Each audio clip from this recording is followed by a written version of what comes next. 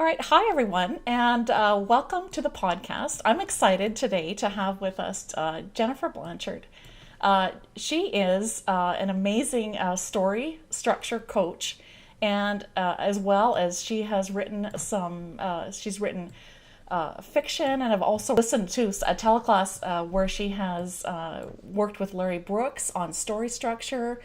And I've just learned so much from her that I'm just so excited that you're here to listen to what she has to say today. So, without further ado, here is Jennifer Blanchard. Thanks for having me.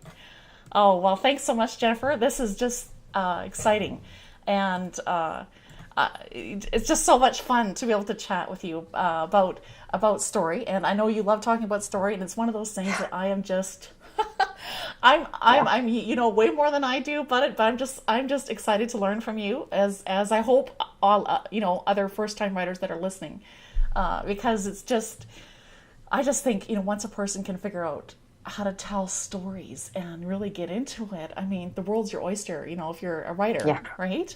Yep. Yeah, you can pretty much do anything. Yeah. So this is exciting. So do you mind if we just get going? Yeah. Yeah. Jump right in. Okay. So, would you share your story and what inspired you to begin writing and then to eventually become a story coach? Sure.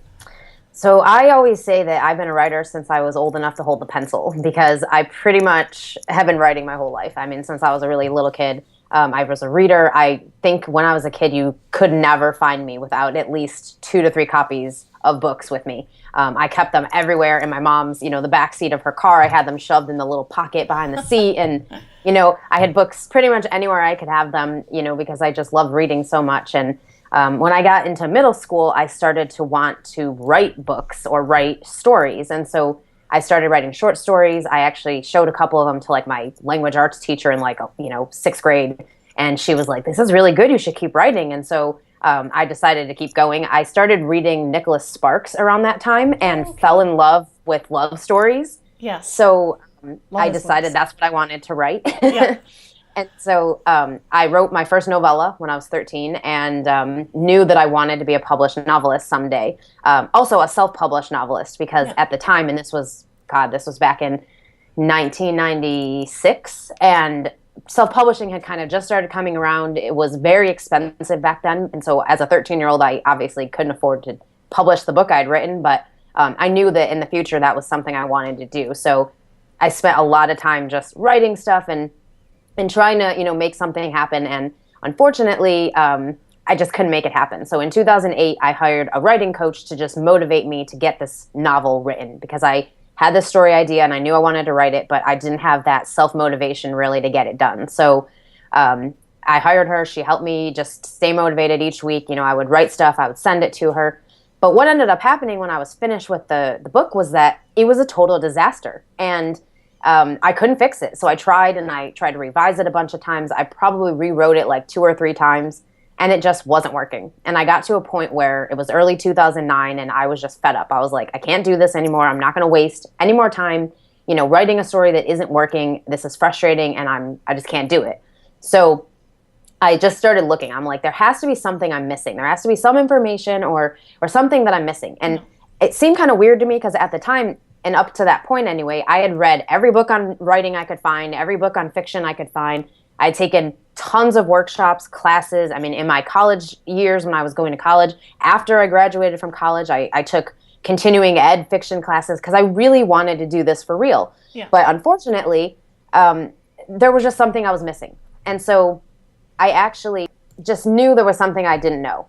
And so I was like, okay, I have to go and find this. So I started Googling, and I actually found an article by Larry Brooks. It was on somebody else's blog, and it basically talked about story structure. Yeah. And I remember I read it, and I clicked through the little bio link to his website, and this was in early 2009. He had just started his blog, and I learned about story structure. And I remember exactly where I was sitting. I remember exactly what I was doing when I read this, and it literally was just a light bulb went off. I was oh my God, this is what I've been missing. This is what I needed to know to make my story work. And the thing that frustrated me was that nobody was talking about this stuff. It's I had taken every class, read every book, and no one mentioned this stuff. Or if they did, they didn't say it in a way that resonated with me, that made me understand it. And so I just felt like I'd never heard it before. But the way Larry explained it, it made so much sense to me. And so in that moment, I literally decided two things. One, I was going to study story like my life depended on it, and I was going to do whatever it took to master this story structure thing. Yeah. And two, I was going to spread story structure as far as I possibly could to as many writers willing to listen, because it was this really important information that I knew would change people's lives like it changed mine. And at that point, I had been blogging about writing for about a year and a half, and so I just kind of started writing about story structure and talking about the journey I was going through, you know, learning it and studying it and watching movies and all that stuff. And then about a year later, 2010, I put my first ebook out, and then I decided I wanted to coach writers. Yeah. And so I kind of just started, you know, I just kind of put an email out to my list, and I said, hey, you know, NaNoWriMo is coming up, and I know, you know, the worst thing you can do is sit down and just start writing. So if you're interested, I'm doing this like 4-week story planning thing. I only had 5 spots that I made available because at the time I didn't know how much I could handle. And so I just said, I have 5 spots, you know, whatever. And I think I charged like $97 or something. And I sold all 5 spots in 48 hours. And that kind of, you know, was the very beginning of my story coaching journey. So that's how I got here. And now, of course, I have my own novel out, and I've just finished writing the second one. It's not a series or anything, but I just finished the second book that I'm going to put out there. So, it's been pretty awesome. Oh, that is awesome. Wow. And that was kind of a no, but it's so great to hear, you know, your process kind of, you know, and that's pretty much how you have to do it. You have to go after it like a dog on a bone, don't you? Like, if it's something you really want, right? And that was what I saw, was like, I knew I wanted this, and I wanted it for so many years. And so I'm like, you know what? This is how I'm going to get it. Yeah. Mastering story structure. Yeah. Oh, that's so good. I know I've learned so much from Larry Brooks too, and now from you. So this is wonderful.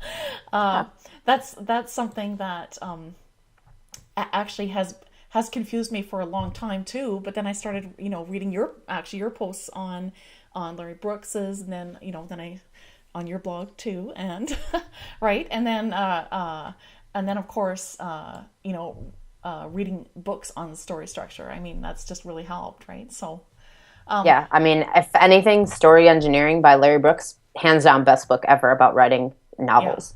Yeah. Yes. Oh, totally agree. I love that book. And I'm gonna. That reminds me. I'm gonna read it again. I try to read it once a year, and like I do this for a living. I know I've mastered story structure, but I still read that book at least once a year. Yeah. Oh, that's super. It's that important. Many people listening are first-time writers, and so, you know, I have even talked to many people who have said, you know, I don't even know where to start. You know, so like, where do I even get ideas, you know, story ideas to develop even a solid story? So would you give some ideas how someone can go from like nothing, you know, and to have a seed of a solid story idea? Yeah. So, I mean, I would say when you're first starting out and if you don't have ideas, which I almost think is kind of rare, because I think most writers want to be writers because they've got all these ideas and they don't know what to do with them. But if you're somebody who maybe isn't having that many ideas or kind of lacking, some of the things I would suggest are, one, keep a journal. So I know, like, you know, everybody talks about this maybe, but journaling is this really, really powerful tool that writers and I think anyone could use this, but writers especially, just have a very good connection to, you know, what are the thoughts in your head and what are the things you've been through. And I think journaling is a great way to just get it on paper, kind of take a look at it and see what you've been through and your experiences and just like how you think about things and all of that. Because I think that's a really good place to start with, you know, what do I want to write about and how do I want to come across and, you know, what stories do I want to share? The other thing is just pay attention to stuff going on around you. So, you know, there's so much fodder for stories out there. There's news stuff that could spark something, and there's, you know, other people's stories that they've been through, not necessarily their book stories, but like their actual life stories. Or just, you know, little blips of things that are going on in the world around you that I think can be really powerful idea seeds. And I say idea seed because an idea will come to you, you know, like usually it's a spark of inspiration of some kind. That is not a story. That's just the beginning of a story. And I think the place where most beginning writers go off track is that, they'll be sitting there and, maybe they're reading something or watching something and they'll get this idea come in their head and say, oh, I could write a story about this. And then instead of like letting it resonate letting it marinate and letting it kind of just, grow, they just automatically sit down and start writing. And that's a huge problem because it's not going to get you anywhere. You're just going to end up writing a bunch of stuff, but it's not going to actually be a story. And a lot of writers don't realize that. So they'll just write, this draft with like 50,000 words and they think, oh, this is a story. And they put it out there and it's like, it's not a story. It's just an idea that's not fully developed yet. Yeah. And so, I would say definitely look at the stuff around you, get inspired by what's going on around you and the stuff you've experienced and really the truths that you want to share with people. Because I think that's really what we do through story is we tell lies in fiction by, but to show a truth of some kind. Yeah. And so I think that that's the best way to do it is just start with what you know, look at what's around you, what inspires you, but don't just start there and go from there. It's like that's the beginning point, and then there's development period that needs to happen. Yeah.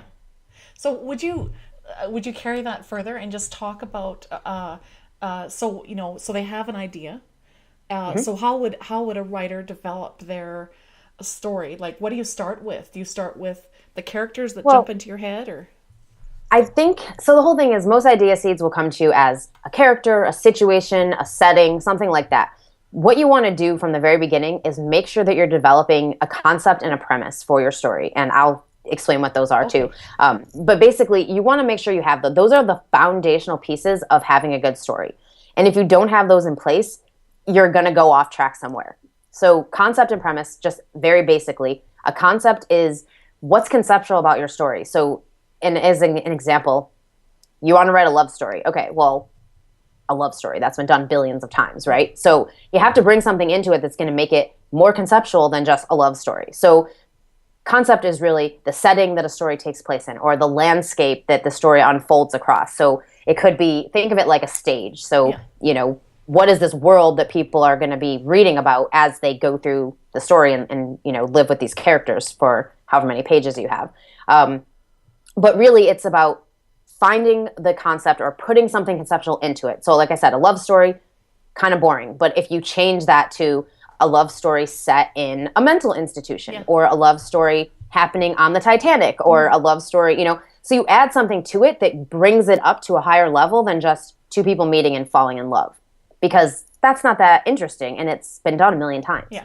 So bringing in this extra conceptual piece that really brings the story to life and provides a platform for the story to take place on and for the characters to come to life on. And that's what concept is. So, and I can give you some more examples if you want of what concept is, but that's the basics of it. And I like to think of it as setting or like landscape. And then you have premise, which is your plot. So it's what's actually happening in the story. And something that happens a lot to newer writers is they think that by writing about a character and their life or whatever, that's a story. But the truth is, that's not a story. That's an episodic narrative where we learn about a character's life through their day-to-day experiences. Yeah. Problem with that is it's not a story, because a story, it has a very specific definition.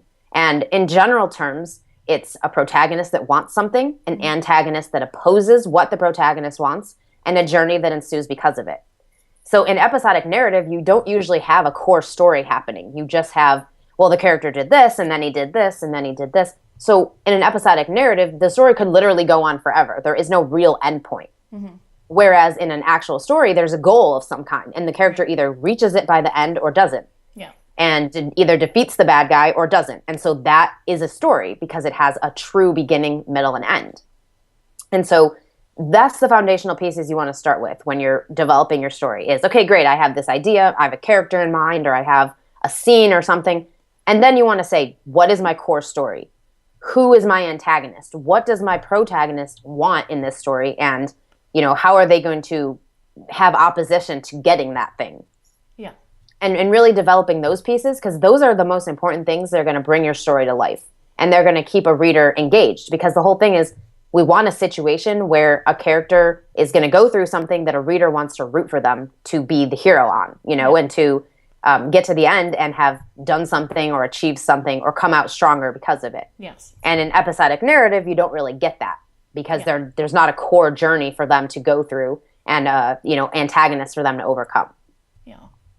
Yeah. So that will be, for me, starting point of developing any story idea. To dig deeper, because this is, in my short journey of writing, I've only written 2 novels so far, but but I've discovered that you really have to dig deeper into, especially the main characters, and you have to have an inkling of these other supporting actors, characters, whatever, in your story. And so how do you dig deeper? What are some of those questions? Because we have to ask ourselves stuff, right, to dig deeper into the story. So Absolutely. What would be some of those questions? Well, for character development? Yeah. So I would say, first of all, the most important thing is that you develop your protagonist, because that's the core character that's going to be going in the story that your reader is going to be going on this journey with. And so they have to root for them, they have to care about them, and they have to empathize with whatever they're going through. And so your protagonist is definitely the most important character to develop. Your second would be your antagonist. And then after that, your secondary characters, you don't have to go as deep on them, because they're just secondary characters. You can now. That's always an option if you wanted to have, all of those characters have some sort of an arc or something. But the most important ones are going to be your protagonist and your antagonist. Now, when it comes to questions, I would say for your protagonist, the most important things to know are, number one, what is their inner demon? So what is it that they're going to struggle with over the course of this story and overcome by the end, internally? Okay. So there always has to be an internal struggle and an external struggle. Yes. You can't just have one. And I think a lot of times writers, especially new writers, will only have that internal battle going on, and they don't realize there has to be something external happening in order for the character to use that inner demon and overcome it. So the antagonist almost brings that out in them. Yeah. So what's the character's inner demon? And then the next thing is, what's their goal in the story? So every character wants something. What does this character want? And it has to be something compelling that's going to make someone want to read and find out, are they going to get this by the end or not? Yeah. But it could be something really simple. They want love, they want friendship, they want, whatever. I mean, it's really up to you. But the idea is they have to have a goal of some kind. Yeah. So those are definitely 2 things I would be thinking about when you're developing your character, because automatically that's going to make them more 3-dimensional than if you just were writing this story and you didn't bother to think about, what is this inner struggle that they have going on and how are they going to overcome it in the story? Because, without that, it almost falls flat. Yeah. So for that, those are the main things I would be asking or thinking about. With your antagonist, you really want to be thinking about, what's the opposing goal? So, what does this antagonist want that opposes what the protagonist wants? Yeah. And then why? Because I think the other thing that people forget is there has to be motivation. So in real life, there doesn't have to be motivation. Yeah. People can just do stuff just to do it, and there's no reasoning behind it. But in a story, you can't do that. In a story, you have to have a reason, a motivation behind why this character wants to oppose, what your protagonist wants. So you can't just throw a bad guy in there who this is, he's going to be the bad guy, but it's like, well, he doesn't have a reason to really oppose why this other character is here. So you need something. And to give an example, so the novel that I published, Soundcheck, in that story, the protagonist, she wants to get this promotion. That's like her goal in the story, is this promotion. She's been working really hard toward it, and she's got all this stuff lined up, ready to go, where it's like, as soon as this happens, that promotion is mine, basically. And then the antagonist is her boss. So he's this higher level, boss in her company. And they were dating secretly earlier on in the story. And then she breaks it off with him. So now he decides to get revenge on her, basically because he can. So he sabotages her and sabotages her goal of getting this promotion, because he actually can stop her from getting it. So, his opposing goal is to just get back at her for hurting him. Yeah. And it goes deeper than that. And at the midpoint, there's this bigger thing that gets told that kind of ties it in even deeper. But that's kind of what the opposing and the goal for both the characters are. So, you can see how they go together, because she can't get the promotion if he's in her way. And so right there, you have that opposing goal with the, protagonist that has a goal. So that's what you want to be thinking about for those characters. And just making sure, especially, that your protagonist has an arc, so that they change from the beginning of the story to the very end of the story. So that way, they're not the same that they were. Yeah. And that's really, really important, because in order for them to be the hero and to do what they have to do to save the day, defeat the bad guy, they have to change. Because the character that they were in the very, very beginning of the story, it can't be the same character they were then, because the character in the beginning of the story didn't have what it takes to defeat the bad guy or to overcome the inner demon. So they have to, in the course of the story, learn things and experience things that are going to cause them to, you know, be better and to overcome that, so that they have what it takes at the end to defeat the bad guy. I was just thinking back to your motivation, like the main character's motivation. I've noticed when I read books, the ones that I really like, if the motivation's really compelling, like either it's a tearjerker or, do you know what I mean? Like something that is, okay, so the Hunger Games, you know, Katniss, I mean, she does everything she can to protect her sister and her mom, right? So, I mean, that would be a strong, you know, motivation. Goal. And then obviously a person has survival instincts on top of it. Well, so I think in Hunger Games, so, okay, there's actually two things. So her obviously when she first, you know, the very beginning of the story, we find her going to the reaping and she's wanting to, you know, just hopefully not get picked, and she doesn't want her sister to get picked, but then her sister gets picked. And so her goal at that point, and the reason she steps up to, you know, take her place, is she wants to save her sister. She wants to protect herself. But her goal in the story actually changes at the first plot point. Not that it changes, but it elevates. So the stakes get raised on it because she has to stay alive now. And that becomes her goal. It's almost more than saving her sister. It's saving herself now.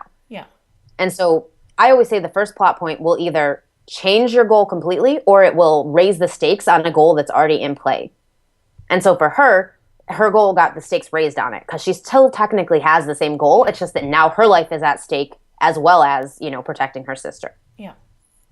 That's really good. Okay, so I guess maybe I probably, you know, when you read books, watch movies, maybe internally you absorb this, but sometimes you haven't put words to it.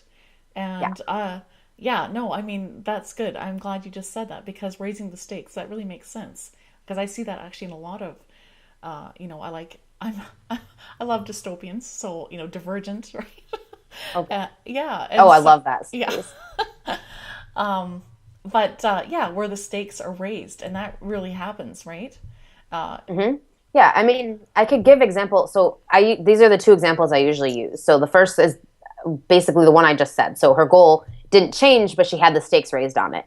But then there's also occasions where a goal actually changes, or like Larry would say that the goal gets put on hold until the rest of the story goes through. But I always just say it as it changes a little bit. So, for example, in the movie Happy Gilmore, and I always use this one just because it's kind of a goofy example, but most people have seen it. So in the very beginning of the story, Happy Gilmore wants to be a hockey player. That's his goal, right? But then the first plot point happens, and we find out that he has his grandmother's house is being repossessed, and he has to make, you know, $275,000 to pay it back. And so at that point, his goal changes, because now he doesn't care about being a hockey player. Now he cares about, you know, saving his grandma's house. And of course, he does that using the skills that he had from, you know, trying to be a hockey player. He becomes a golfer, and, you know, he overcomes all these things and becomes the hero at the end. But I really felt like his goal didn't get the stakes raised. It just changed completely. Because, you know, whereas before he just cared about being a hockey player, and now he cares about saving his grandma's house and, you know, making the money that he needs to make to, you know, get her house back, the one that his grandfather built that's so important to his family. So I really felt like the goal changed. And maybe his hockey goal got put on hold, but I mean, I don't know. I just like to explain it like it changes, because that, I think, kind of makes more sense to me. When writers start to build a solid story structure, so you have the backgrounds of your characters and you have ideas of what's going to happen. Say you have little scenes that you've written down, you know, that have come to your head. So how would a person go from that to actually writing the first draft? Do you do like an outline in the story structure, or like what would you say? So I actually go through a 6-week story planning process, and I say 6 weeks. It can be longer. I actually, when I first planned the novel that I published, it took me 8 months of getting it right. So I was just playing with a lot of different ideas and kind of messing around with the structure. And I had Larry, you know, coach me on some stuff, and really just got it. I didn't want to write it until I knew that the whole story was there, because the mistake that I had made back when I wrote my first novel in 2008, and the reason I ended up writing 3 drafts and never getting anywhere, was because I didn't have the whole story figured out before I sat down to write it. So now I do this process where I actually, the first week I develop idea, concept, premise. So I take the idea that I have, I come up with a concept and premise for the story. Yeah. And then the second week I work on my characters, so really developing, those things we just talked about. And then I go into structure. Usually structure for me is a 2 to 3 week process, but usually 2 weeks. I come up with the first version, and then I'll kind of let it marinate and refine it a little bit for the second week. And then I'll go into actually figuring out my scenes. So looking at my structure and saying, okay, what has to happen to get me to this plot point? And then what has to happen leading away from it to get me to the next one? And then, of course, keeping in mind the 4 parts of story and the fact that each of those parts have its own context. Yeah. So part 1 is setup, and part 2 is reaction, part 3 is attack, and part 4 is resolution. So within that context, coming up with scenes that fit all of that. Mm-hmm. And so I really develop what I call a story roadmap. So I have a list of all my scenes, every little bit of detail on, where's the scene taking place, what time of day is it, any notes as far as like what expositional information needs to be in there, or sometimes I'll like have a dialogue or a conversation in my head that I know I want to put in there. So I'll write that in the notes section as well. So when I get to that scene, I can automatically just take that dialogue and put it in. Yeah. And so, but I'm a crazy planner, because I found it to be the most effective way for me to not have to write more than 1 draft. And so I just plan until I feel really strongly that this is my story. And then I will sit down and write it. I call it writing the bones, because my first drafts tend to be a little bit smaller than when my final version is finished, because I just want to get the most important stuff down. Everything that needs to be there as far as information that's important to the story or dialogue and that kind of thing. And then I go back during revision and I actually will go, okay, where do I need more narrative? Where do I need more description? Where do I need more characterization? And then I kind of layer that stuff in after, but I don't ever go back and rewrite the whole draft because I found my story first. And so it saves me that writing the whole draft again, because for me, and this is just for me personally, if I have to write more than 1 full draft, I'm not going to do it. I'm not going to finish because it frustrates me too much. Yeah. And I feel like I'm not making any progress. And so for me, the planning process is so important, and probably the thing I spend more time on than anything else, because it's that important to me to know my story and to really have a good grasp on it before I write it. So for people who are listening who want to, maybe start planning, or if they've been doing a little bit of planning, but they maybe haven't gone all the way, I would say, just be thinking about, how is the story, how do you want it to go? What do you want the ending to be? What do you think, what's your something happening moment, which is your first plot point, Yeah. So what's going to go wrong in your story that brings in an antagonist that starts a journey for your protagonist? And just really, even if you just know that, you're better off than if you just sit down and start writing. Yeah. No, that's really good. And, I mean, that's, I find that helpful too, to, like what you were saying, writing the bones. So like I usually write out, the story structure. So, the part 1, part 2, Yeah. and then I write down, okay, well, this is what kind of goes in there, because that's kind of how I do it. I have to see it. But then here's another question. Now, I don't know what you've probably encountered writers that are like this. This is totally me. So then after that, I have to, it's like, to really get it to soak in the story, it's like I need to write the first 3 chapters, just write. And then I stop after, and then it's because it's like, then the backstory has really come to me, and I don't know if that even makes sense. No, it does. What you're basically talking about is the difference between being a super planner like what I do and being what Larry calls a pantser. But there's a spectrum. So there's the far end of the spectrum, pantsers.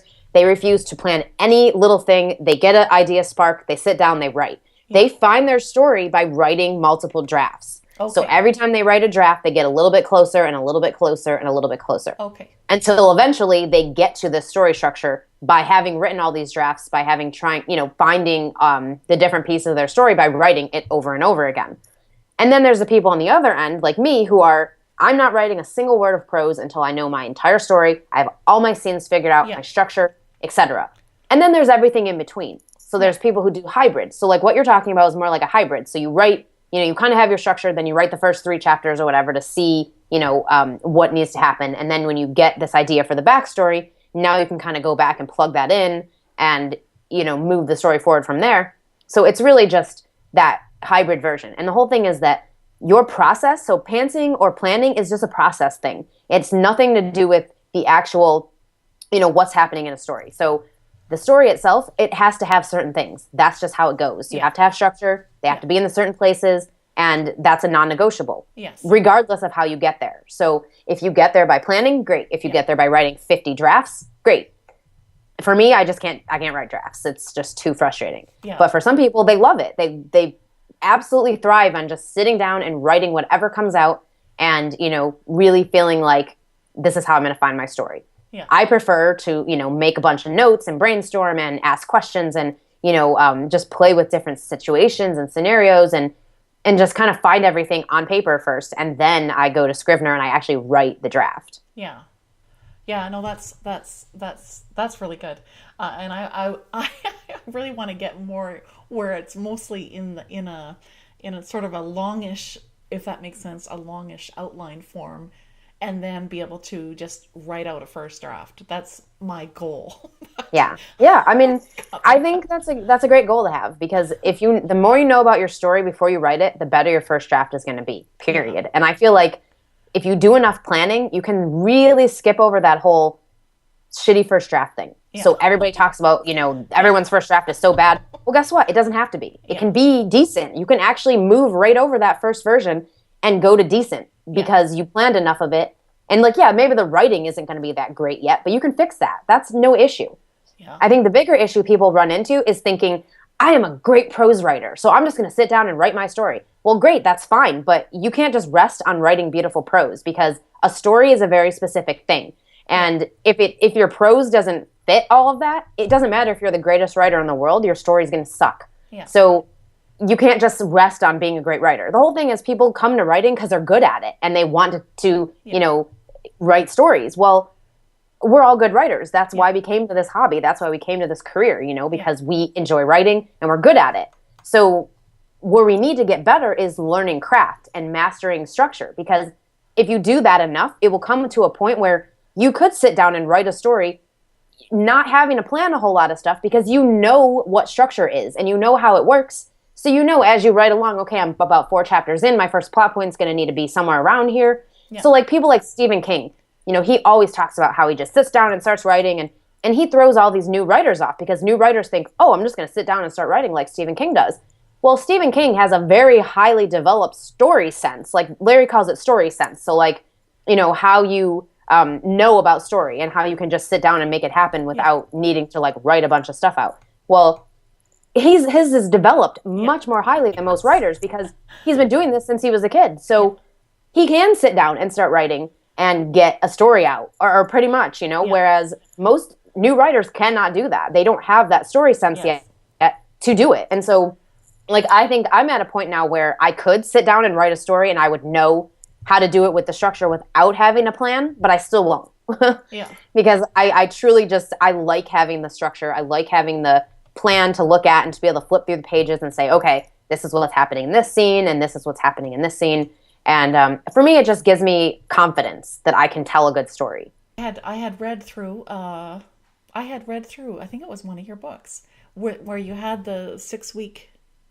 Oh, Find Your Story? Yeah, that one. Yep. And so that really helped because that's, sometimes I'm getting lost. It's like the messy middle because I'm not always sure. I'm not always sure how can I up the stakes. And whoever is listening, I just really recommend check out Jennifer's books. They're on Amazon. If you want a free copy of it, so I have a PDF version of Find Your Story. If you go to jenniferblanchard.net/findyourstory, you can actually sign up to get a free PDF version of it. And, again, it has everything like you just talked about. And if you want a Kindle version, it's on Amazon for 99 cents. I don't totally recommend because it's really, takes you through the very beginning, to getting your story. And that's super helpful, right? Writers, once they have the basic idea, so, all these different, the story structure, and they have their characters written out and, so they've outlined, and now they've started the first draft. Do they just start writing? Is that kind of, they just start writing from what they have in there?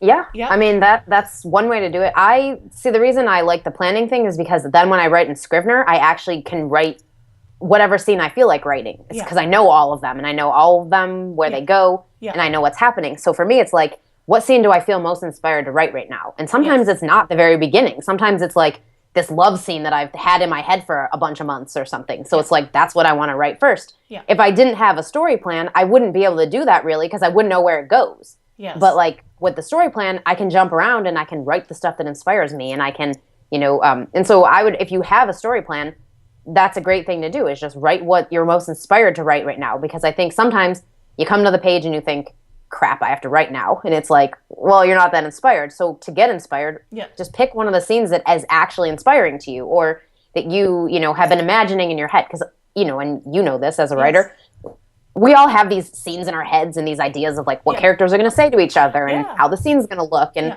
so sometimes it's just write the thing that is the clearest to you, and then, write the other stuff as you go along. But you can't really do that without a plan, because you won't know where it goes. So you could write it and then maybe set it to the side and go, okay, eventually when I get to this part in the story, I'll stick it in there. But when you have a plan and your outline and your structure, then you know exactly where it goes. So I'll actually go into Scrivener. I'll set up every single, I'll set up a separate little document for each scene.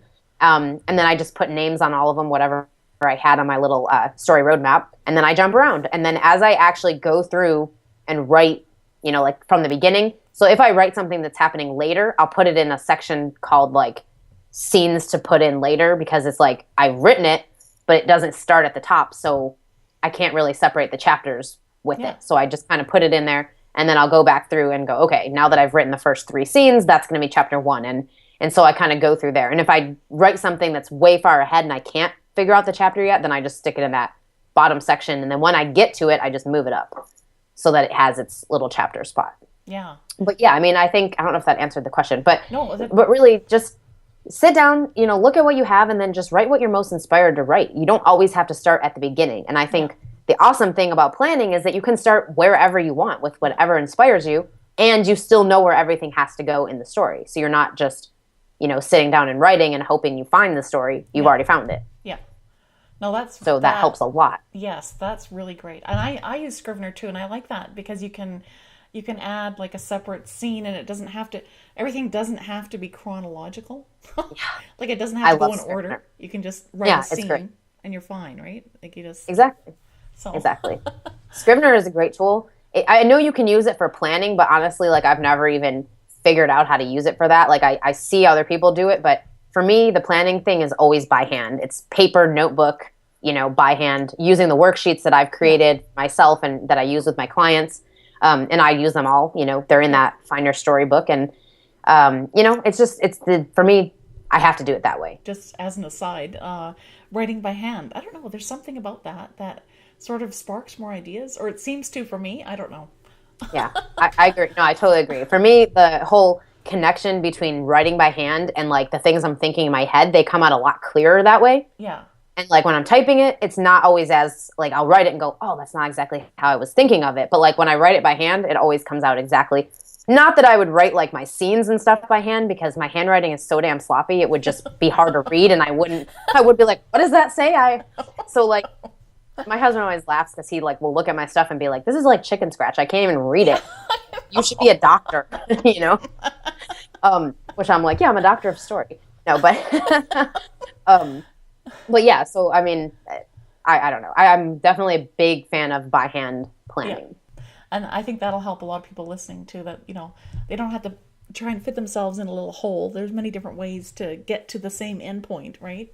Yeah. And that is a really important thing to note. So if, people listening, listen to her when she says that. There isn't one way to do this. The only thing that's important is knowing how structure works and what context of each part of the story that you're in, because that is going to dictate what needs to be happening. But otherwise, you are free to come up with whatever process you want, whatever works best for you. Yeah. And I say works for you, and in a very specific way. Works for you has to actually mean you're getting results from it, not just, oh, I sit down and start writing, but like I've never actually gotten anywhere. Yeah. Okay, then it's not working. You need to do something else. Yeah.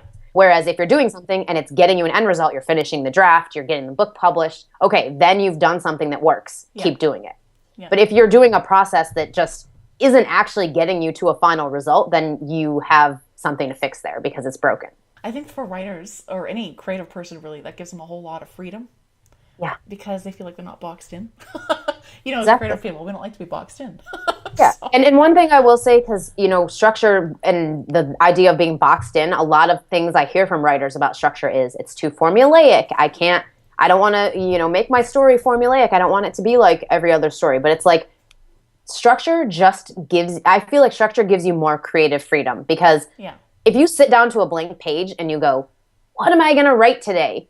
Chances are you're not going to write anything because you're just going to sit there and twiddle your thumbs going, what the hell do I write now? Right? Like, Yeah. But if you have a plan, if you've been, you know, if you know your structure, it's almost like having a writing prompt every time you sit down. Okay, what am I writing now? Oh, okay, this. It's like, it gives you creative freedom because, yeah, you have these structure points that have to happen in certain places, but you get to be creative on how they happen. And one of my favorite books, it's called Remember Me. It's a chick lit novel, but it's a great story to read as far as like seeing how structure works because this author is so creative with how she uses her structure points, and yet you wouldn't at all call it formulaic, but she has all the structure points in there. Yeah. All of them. I actually did a deconstruction of this book on Larry's blog, so if you want to find it, storyfix.com, and then just type in Remember Me in his search box and it'll come up.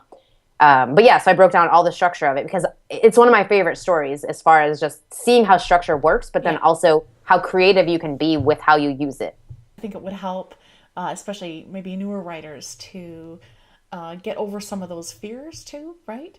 Because, or at least, I don't know, unless I'm the only one that's like that, maybe, but No, sometimes, definitely not. Sometimes when you have like a structure, but you're knowing that it's just a structure, but you can add your fun story. However, you just need to have the structure in there. To me, it's always been I feel like the limitations have gone off. I don't feel boxed in. I actually feel more freedom that way. I don't know. Maybe that's strange. Maybe I'm... No, I completely agree. Yeah. And there's this famous quote, which I can't, of course, think of off the top of my head right now, but it basically talks about that. You know, without foundation structure, your writing is going to sprawl. And this is kind of a weird image, but like what I like to think of structure as is like when you take your dog out to go to the bathroom, right? Yeah. Now the dog, if he's on the leash, he's just going to kind of run around and go in circles and do whatever he wants, you know, until he finds a spot. But if you kind of click the leash where it's like he can only go so far, and then he has to pick a spot within this one area, he's going to go faster. He's not. And so I see structure that same way, where it's like you could either just sit down and let your story run around everywhere, or you can put structure to it so that you have a framework to work on. So it's almost like the backbone of your story. And then you have this place where it's like, okay, everything, you'll actually get finished because it will be, okay, this is what has to happen. This is what has to happen after that. And you kind of go from there. And you're not just running around, you know, forever trying to find your spot, basically. Well, it's related, especially to writers who are either struggling or who are first-time writers. But sometimes we have insecurities or self-doubts when it comes to actual writing, because you know we haven't really put ourselves out there a lot, right? Yeah. And you know, what sort of tips do you have for new writers or writers that are struggling, who have been holding themselves back, you know, and have self-limited themselves in some way from moving toward their writing dreams? Absolutely. So one thing I will say, so you mentioned the word moving toward their dreams. And this is something that I kind of learned recently from a mentor that I'm working with, but she always says, don't do things trying to get towards something, do them from something. So for example, if you want to be a best-selling novelist, right? Yeah. Instead of saying, what can I do to move toward being a best-selling novelist? You would actually say, I'm going to pretend I'm already a best-selling novelist. What would I do today if I was? Yeah. Well, if you're a best-selling novelist, you're not going to skip your writing session. You're not going to not finish the story you're working on or the draft you're working on. You're going to sit down and you're going to do the work because you're a best-selling novelist. You can't not do the work and be a best-selling novelist. Yeah. So it's different than, if you're working toward being a best-selling novelist, because then it's like, well, if you skip your writing session, well, no big deal. I'll get back to it tomorrow, or I'll get back to it next week. And it's like a best-selling novelist would never do that, because they know the only way I'm going to keep being a best-selling novelist is to keep working on my stories, keep getting them published, keep getting them out there into the world. Yeah. So think about your goal from that, and it's just kind of a reframe for most people probably, because we've been taught our whole lives that we're chasing a goal. But the way I see it, if you're working towards something, you're almost like saying, I don't have it yet. And so it's not inspiring. It's not inspiring to take action from a place of, I don't have it what I want yet. But it is really inspiring to take action from a place of, I've already got what I want. I already feel like I have it. What do I need to do now to keep moving in that direction? I have it already. It's mine. Yeah. What would I do if I was already that person? Yeah. And then operating from there. And it's like I said, it's definitely a reframe for most people. They have to kind of shift their mindset around it, and it's not something you hear most people say. But I don't believe in goal chasing anymore. I really don't. I really just believe in what's my outcome, and I'm going to just pretend that I already have it and act from the place of I already have this. And so that makes the biggest difference for me. And I think if I had that advice, years ago when I was first starting, I would probably be in a much different place now than I had been, it wouldn't have taken me this long to get here. Yeah, no, you're right. That puts a different perspective on it, like a different way of even going into your writing time, if you're thinking that way, right? Yeah. Exactly. Because you're not going to skip your writing session. If I'm a best-selling novelist, I'm not skipping my writing session. But if I'm looking at it like, oh gosh, I have to get this draft done and I have all these scenes left, that's not motivating and it's not inspiring. It's like you're just going to keep putting it off forever because you're not motivated. Whereas, if you believe you're already a best-selling novelist, I have my dream. And I have a lot of different, I'm not going to give up till I get there. I call them success habits, but things that I've set myself up for where now it's kind of a habit. But the biggest factors for me that have made me successful, that have helped me to keep the momentum going and all of that are three things. One is journaling. So I have 3 journals that I write in immediately when I wake up in the morning. It's literally, I don't even get out of bed. I sit in bed, they're right next to me, I just grab them. And I go through each one. And it takes me about 20 to 30 minutes, sometimes a little less. If I'm in a hurry, I might just be writing really quickly. But the 3 journals that I do, one is a morning pages journal. So you may have heard this. It's love that. Yes. Julia Cameron. Yes. She talks about morning pages. So it's just 3 handwritten stream of consciousness pages that you write immediately upon waking. And there's this connection, and especially when you first go to sleep or when you first wake up, there is sort of a connection to that subconscious because you're kind of awake, but you're not really awake yet. And then also when you're getting ready to go to sleep, you're like in that mode of, I'm tired and I'm going to kind of fall asleep soon. So you can almost reprogram yourself by doing things around those times because, whatever you tell yourself around those times is going to kind of get seeped in more because of the subconscious thing. So morning pages are great because it gets all the crap out, whatever is in your head that doesn't need to be there, you just kind of write it down. So that's the first one that I do. Then right after that, I do what I call my Write Your Reality journal, which I also learned from my mentor that I'm working with. And she talks about it like this. You basically just pretend you already have all the things you want and you just write about your life as if you have everything already. So, I might be writing like in there, and I only do one page and then I go on to the next one. But I might write things like, oh, tonight I'm going to the movie premiere for my novel. It's being turned into a movie and I'm going to the premiere tonight. And, that's awesome. And it's just like, and it sounds silly kind of. It's like, why the hell would I want to write about stuff that isn't really happening? But what ends up happening is that by doing this over and over and over again, you actually, and again, being in that subconscious state, you program yourself to believe that it's true. Yeah. And then what ends up happening is the things in your reality start to shift to match it. Yeah. Because you're telling yourself this is true. And the whole thing with like a belief or the way we think, it's just a thought you keep thinking over and over and over again. So if you keep telling yourself, I suck, I can't do this, I'm a bad writer, I'm never going to make this happen, well, you're never going to because that's what you're programming yourself to believe.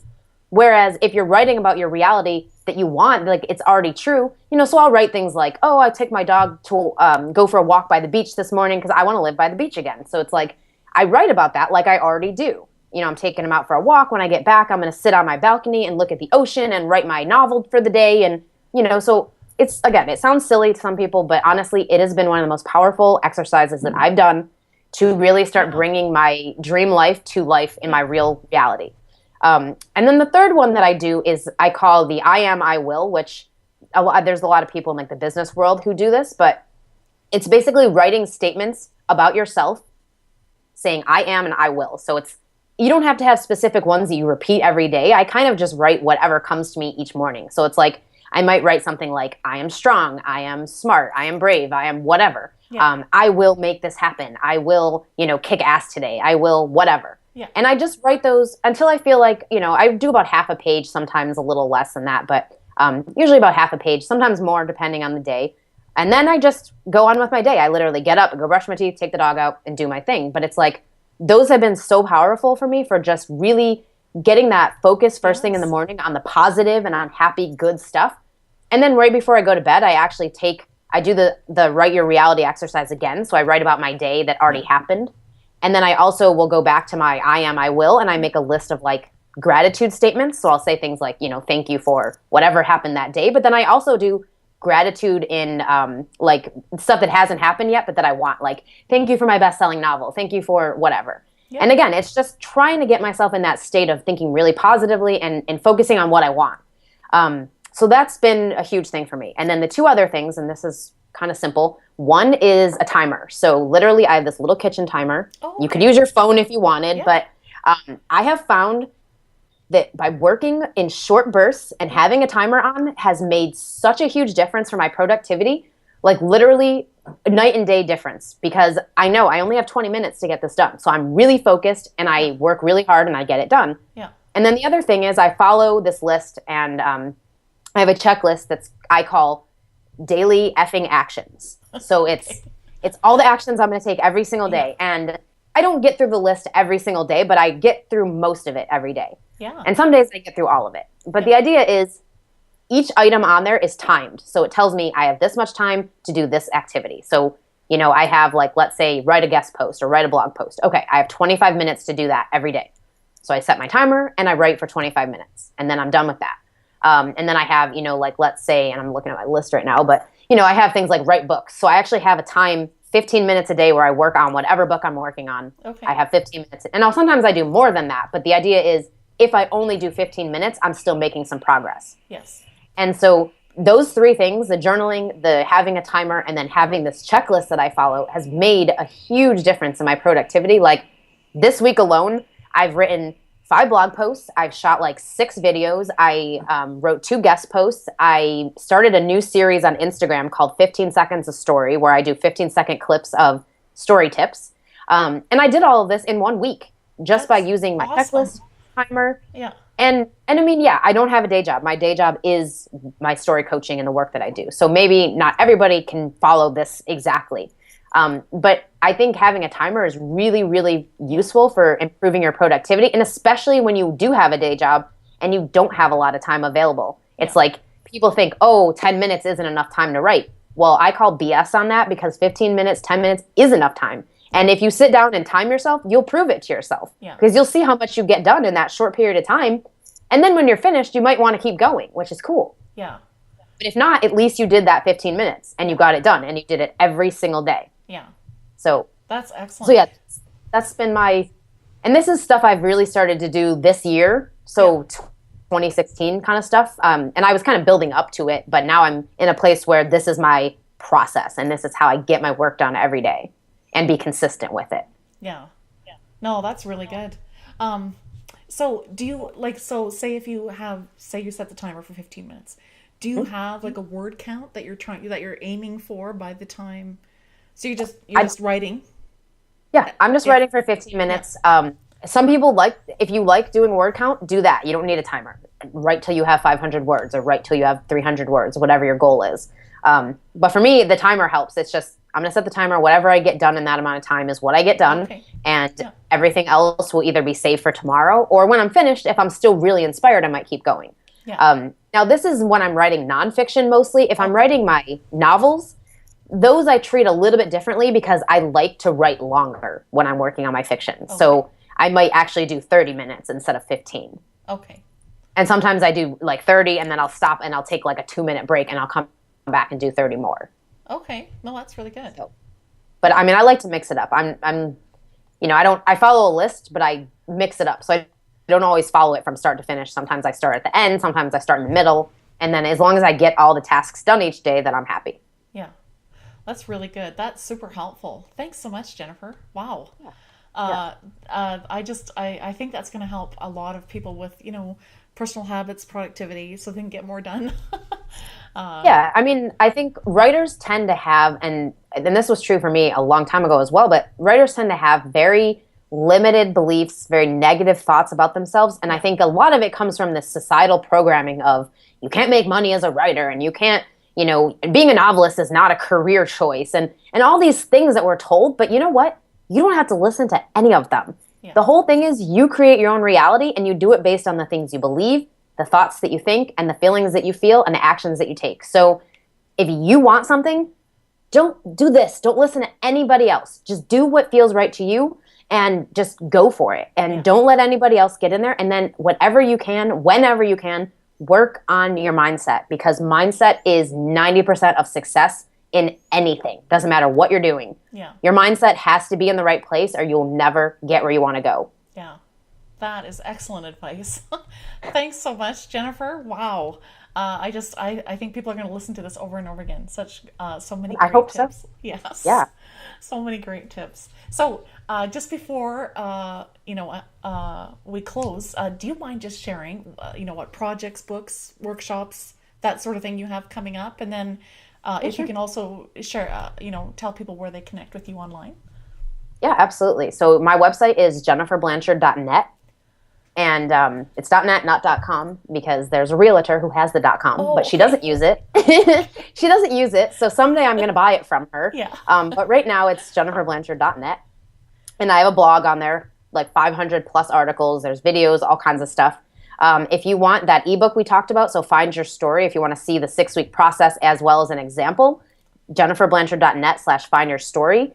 Right now, the project that I'm most passionate about and excited about is my membership site, Students of Story. Oh. So I actually have a membership site where people they subscribe. It's $25 a month, and they basically get access to me in the Facebook group. It's a private Facebook group. They can post things for feedback. They can ask questions.